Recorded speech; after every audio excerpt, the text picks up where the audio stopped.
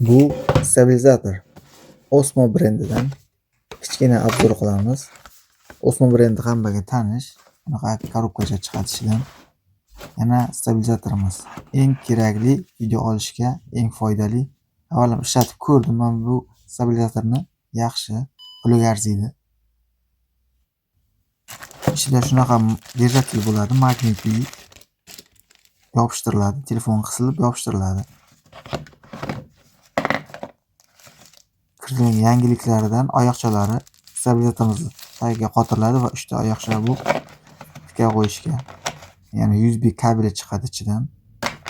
Stabilizator olmoqchi bo'lganlarga shuni tavsiya qilaman.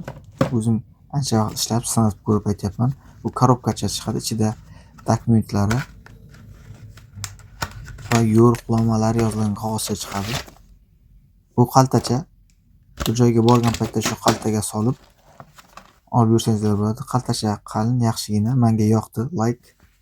Do'stlar, sizlar ham like bosib ketingizlar. Stabilizatorimiz ko'rinishi shu. Kelgusi videolarni shu stabilizator yordamida tushiradigan bo'laman. Sog' bo'lingizlar, do'stlar.